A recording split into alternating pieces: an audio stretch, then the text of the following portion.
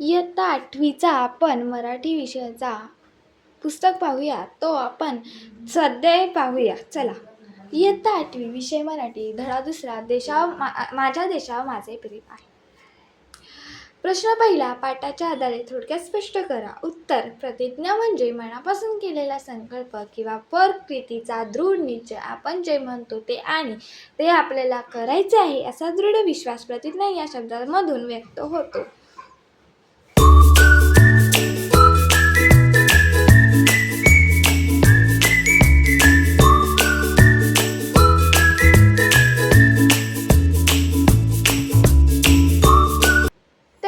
आपण प्रश्न दुसरा, सक्षम माता. उत्तर, सक्षम म्हणजे हे पिकलेले धान्याची समृद्ध अशी काळी माती असलेली भारत माता म्हणजे सक्षम माता.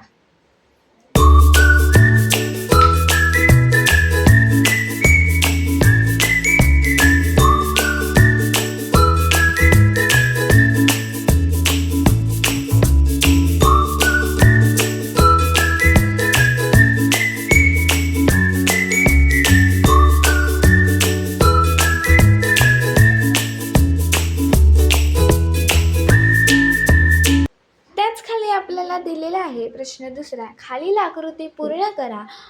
भारत माता की जय मधील भारत माता म्हणजे उत्तर, भारतातील लोक. महात्मा गांधींनी सांगितलेली प्रेमाची 2 वैशिष्ट्ये सांगा. उत्तर, 1 सक्रियता, 2 सुबुद्धता. आता आपण त्याच खाली आपण पाहणार आहोत. देशावरील प्रेम सिद्ध होण्यासाठी लेकरांनी पाठात सांगितलेल्या विविध कृती. उत्तर, 1 हातात झाडू घेऊन गावाची शास्त्रीय पद्धतीने साफसफाई करणे. 2 नवनिर्माणासाठी रचनात्मक काम करणे. 3 आपल्या पोटापलीकडे पाहायला शिकणे. 4 आपल्याला कामाचा देशावर काय परिणाम होईल असा विचार करीत कोणतेही काम करणे. आता आपण त्याच खाली प्रश्न पाहणार आहोत. प्रश्न 3, खालील विचार कोणाचे आहे ते लिहा. विचार, भारत माता म्हणजे भारतातली सर्व लोक. व्यक्ती, पंडित जवाहरलाल नेहरू. 2 विचार, प्रेम निष्क्रिय असू शकत नाही. व्यक्ती, महात्मा गांधी. विचार, खरा तो एकची धर्म जगाला प्रेम अर्पावे. व्यक्ती, साने गुरुजी. विचार कोणी सांगितले आहेत तर विचार आणि व्यक्ती ह्याचं उत्तर सांगायचं आहे. विचार कोणी सांगितले त्याचे आणि व्यक्ती. आता आपण त्याचंच खाली पाहणार आहोत. प्रश्न 4, तुमच्या शब्दात उत्तरे लिहा. प्रतिज्ञेतील एखाद्या शब्दाचा अर्थ जाणून घेताना व कृतीत आणतानाच तुमचा अनुभव लिहा. उत्तर, प्रतिज्ञेत सारे भारतीय माझे बांधव आहे. बांधव या शब्दाचा जाणून घेताना व तो कृतीत आणताना मला आलेला अनुभव असा आमच्या कॉलनीत शिक्षणासाठी आलेली रहीम व त्यांचा छोटा भाऊ राहतो. आली तली माणसे त्याच्याकडे तिरस्काराने पाहतात. एकदा तो एकेकाळी आजारी पडला हे समजल्यावर मी आणि दादा ताबडतोब त्याच्या घरी गेलो आणि त्याला दवाखान्यात नेले, कारण भारतीय नात्याने तो आमचा भाऊच होता.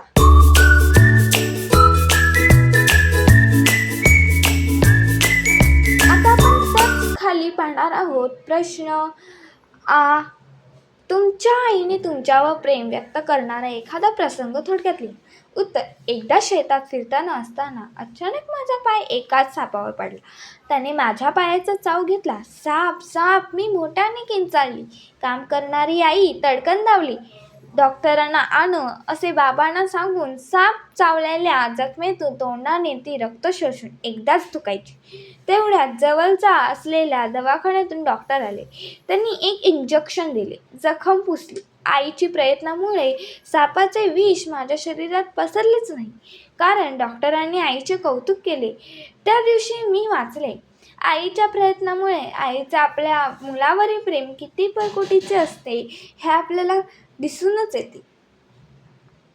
त्याच खाली आपण पाहूया खेळूया शब्दांशी. समान अर्थाचे जोड शब्द तयार करा. पहिलं, दंगा मस्ती. दुसरं, कोड कौतुक. तिसरं, थट्टा मस्करी. चौथं, धन दौलत. 5वं, बाजार आणि हाट. त्याच खाली आपण पाहणार आहोत गटात न बसणारा शब्द ओळखा व तो शब्द गटात का बसत नाही यामागील कारण सांगा. पहिलं मी, आपण, रत्ना, त्यांचे. उत्तर रत्ना.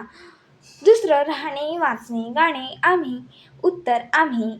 तिसरं तो, हा, सुंदर, आपण. उत्तर सुंदर, भव्य, सुंदर, विवरणीय, करणे आणि उत्तर आहे करणे. त्याच खाली आपण पाहणार आहोत प्रश्न ई.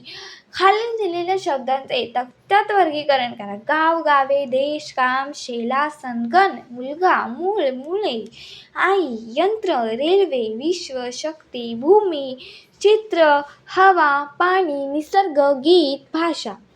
पुल्लिंग देश, शेल, मुलगा, निसर्ग. स्त्रीलिंग आई, रेल्वे, शक्ती, भूमी, हवा, भाषा. नपुंसकलिंग गाव, गावे, काम, संलग्न, मूळ, मुळे, यंत्र, विश्व, चित्र, पाणी, गीत. हे आपल्याला 3 बॉक्समध्ये कन्वर्ट करायचं आहे आणि ते 3 बॉक्समध्ये आपण कन्वर्ट केलेलं आहे उभ्या पद्धतीने. तुम्ही आडव्या पद्धतीने बॉक्स काढून लिहिलं तरी चालेल.